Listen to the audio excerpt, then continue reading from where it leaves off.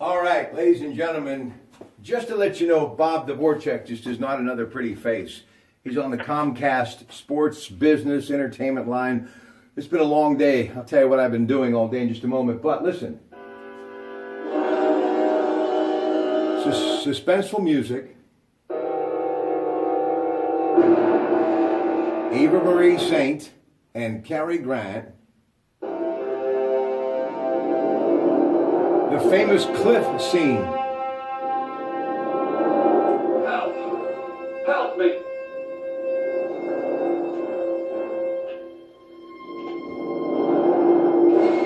And who's coming to the rescue? Let's see.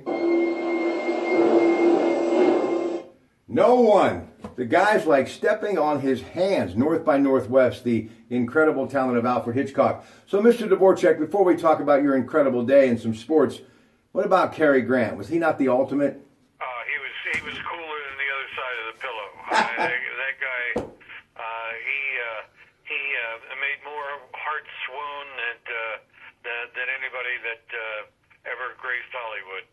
You know, if you get a chance, folks, becoming Cary Grant on Showtime, Bob, you and I have talked about why is it that these people who seem to have everything are so tormented? What's up with Hollywood and showbiz and entertainment? Why do you think these people who we do admire and care about have a rough time of it, like we all do, but seem to carry a lot more baggage when it seems to be the perfect world, but it's not the case, is it? Well, speaking from personal experience, Rob, I can say that those of us who try so hard to be perfect and come up short just can't tolerate the faults and flaws. Of course, I'm kidding, of course. I know. So I think it's a part of it's just the creative genius, and they are different from the rest of us. They really are. They just kind of live in a different realm, and I think they have a little bit of difficulty dealing with the real world. So they're out there all by themselves, out on that limb, and I think it's harder for them to relate to the real world. Anyway, Turner Classic Movies, I highly doubt if I'm going to have a chance to watch it, but if you get a chance, I love what they do, and Cary Grant, truly one of the best. Okay, listen, been a long day. I've been at it all day, folks, and the reason we're still in the Pratt Pack gym, because getting ready for tomorrow as far as hitting for my buddy Mike Pintek, looking forward to that. But I did stop off at Sheets earlier, and I want you to know that here's something that my buddy Steve Sheets and the family has got going. The Bigger, Better, Sheetsier card. Now look at this. Bigger, you earn points with every purchase. Better, the more you buy, the better the rewards. And Sheetsier. Choose customized rewards just for you. Open it up, folks, and feel the love. I love what they do at Sheets and the Sheetsier card. Now, Bobby, earlier today, you were at a wonderful event, and you know how much we love our veterans. Flag Day has just come and gone, so please tell us where you were. The Veterans Breakfast Club of Western Pennsylvania, and that's Todd DiPastino, who used to be a professor of history at Waynesburg, has put together this project where veterans get together on a regular basis, and they're encouraged to tell their stories, and sometimes you got to draw them out. But his theory is that every veteran has a story, and the general public would benefit from hearing some of the stories that these guys went through. So I was honored to be in their company again tonight, and with Father's Day coming up, I want to talk about my dad a little bit, and just be among some guys who, from World War II, Korea, Vietnam, Desert Storm, and even the post 9/11 guys get together for a night of food and drink and camaraderie. Listen, I know the commander, Wes Hill, the new man in charge at VFW Post 128, Vietnam Veterans, a wonderful VFW in Rochester, trying to raise awareness and funds, along with the Diagardi family, Rome Monument, and many others, to get the new War Memorial built in Rochester. So if you can, folks, please give to that. And I know the Monaca American Legion Post 508 all weekend long saluting veterans. And, of course, this is a great time to look back at your fathers, and Bob's dad, a World War II vet, as was my dad. So we salute veterans everywhere this Father's Day weekend. Bob, golf earlier today. So it wasn't affiliated with the U.S. Open or the TV broadcast crew from Fox. Guy parachutes, Aaron Hill's a blimp explodes. What's up with that? I tell you what, the more modern they make these golf tournaments, the more bizarre they get sometimes, right? Yeah. I mean, that'll shock the gallery more than a double eagle. I didn't see it on TV, but from the accounts and the descriptions, it was quite an event.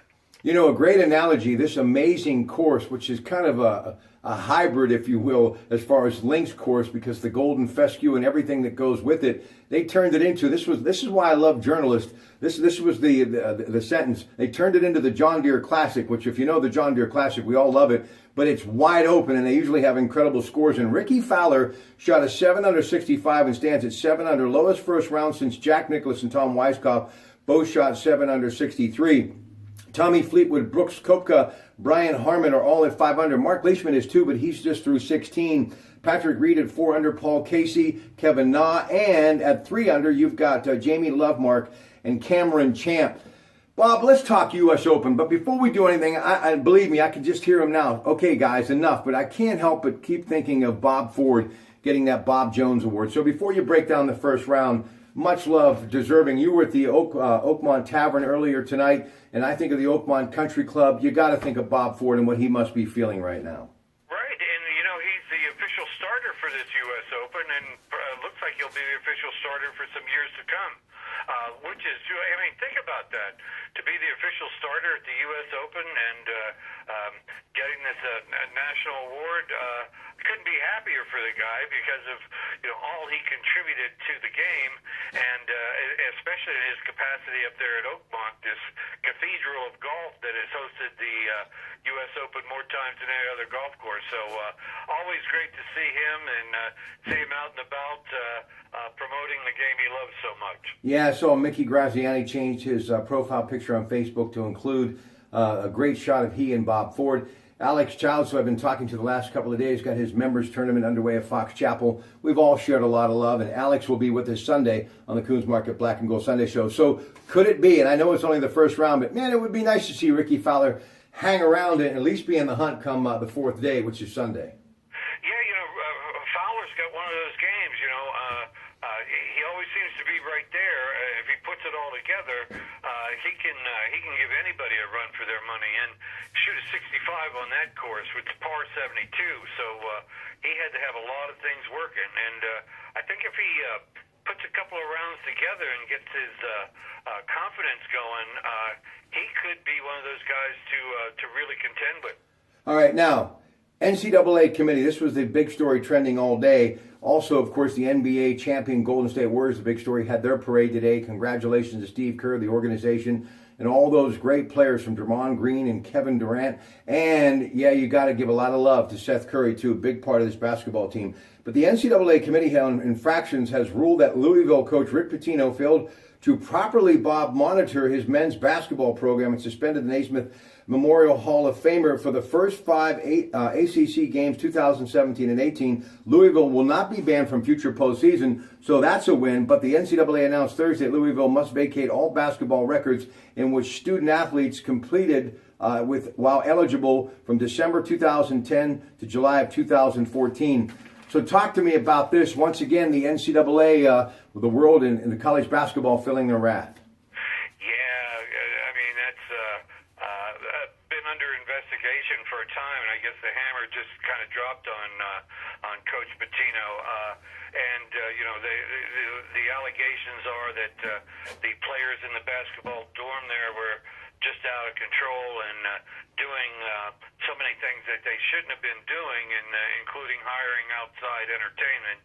And Coach Pitino should have been aware or was aware and failed to put a curb on it. So, you know, this is a harsh penalty, but, you know, some would say it's high time that the NCAA got a handle on some of these programs and brought them into the line. Because, you know, let's face it, this reflects poorly on the entire NCAA program and also on college sports in general. So, you know, you gotta come down with the discipline when it's needed, and he's going to pay the price for some infractions. Greg Postal, Louisville interim president, today. The penalties, which additionally include scholarship reductions, recruiting limitations, 4 years of probation, fees, and more, are excessive and go beyond what they consider to be fair and reasonable. I am a big fan of Rick Pitino.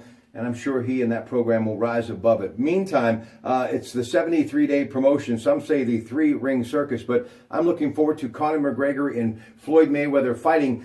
Dana White, president of UFC, said today this is a Nevada State sanctioned boxing match, and if he tries to use any MMA UFC tactics, meaning McGregor, his guy, the lightweight champion, he will be fined significantly. Also today, looking at the Pirates. The Pirates are enjoying a well-deserved day off. Their 4-game winning streak came to an end yesterday. They were 5-1 losers to Colorado, getting ready for the Cubs this weekend. And during the wonderful Father's Day weekend, I think of Josh Gibson and the Negro Leagues because they're going to be paying tribute to those great teams like the Homestead Grays. And Mr. Greg Diolis was at a function tonight all about Larry Doby. So talk about the significance of Pittsburgh and the great Negro League, if you will, Bob Dvorak. Pittsburgh was at the cutting edge. They were pioneers in the Negro Leagues. You had the Pittsburgh Crawfords and the Homestead Grays, two of the premier teams, and some of the greatest players that you think of in baseball history, not just Negro Leagues, in baseball, came to Pittsburgh, played for Pittsburgh. So, and Josh Gibson has been compared. Some people called him the Black Babe Ruth, but others said that Ruth was the white Josh Gibson. That's how good he was with the stick. And you always wondered how he would have performed if he'd have gotten that shot to play in the major leagues before Jackie Robinson, and we'll never know that. But Satchel Paige and Cool Papa Bell, and just some incredible people, some incredible talent with the Crawfords and the Grays. You know, I got to tell you, I think about the Crawford Grill, I think about the Hill District, some of the names you just mentioned, and I tell you, I would have loved to have been a part of that time in our wonderful Pittsburgh history. It's pretty cool stuff. Now, something else today that I noticed and I wanted to get your thoughts on. You know, Andrew McCutchen has been doing extremely well since being dropped in the order, but Adam Berry, MLB.com, what about the possibility of him being better trade bait right now because his numbers are up? You think that's something the Pirates could be thinking about, Bob? We'll end on that note. Yeah, I believe that's true. He has been scuffling in the low 200s, so he's raised that average up considerably.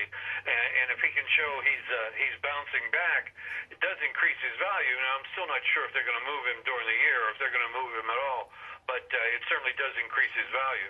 Hey, Marc-Andre Fleury, I am not going to leave without talking about what many people believe to be his last interview today. But Ron Cook, who's with Cook and Pony Middays, an award-winning journalist with the Post-Gazette, also writing today about, Rick Tocchet could be leaving an assistant coach, Buffalo. That could really hurt them, and some free agents, including Nick Bonino and others. So just one more time, and again, thank you to Marc-Andre Fleury for all of the wonderful memories, and you will always be a wonderful, significant story in the history of this wonderful franchise celebrating its 50th anniversary. The Penguins, and then we will officially close. Go ahead. Yeah, and Marc-Andre, number one pick in the entire draft in 2003, and they traded up to get him. And you think about that incredible run. There are Penguins fans who don't know any other goalie than Marc-Andre Fleury, and such a good, classy guy, such a great teammate. His name's on the cup 3 times. I'll never forget that game, 7th game in Detroit when they won the Cup in 2009, and certainly was a difference in that run and in that championship. And let's face it, they wouldn't have won the Cup this year if he hadn't performed so well in the 9 victories he strung together in the beginning of the playoffs. Ladies and gentlemen, the great Bob Dvorak, he, Greg Diolis, Ted Arnaud, Bruce Tanner, all of us reconvene Sunday at 11 on the Coons Market Black and Gold Sunday show. Mr. Dvorak, good night and enjoy your weekend, okay? Thank you, Rob. Thanks for having me on.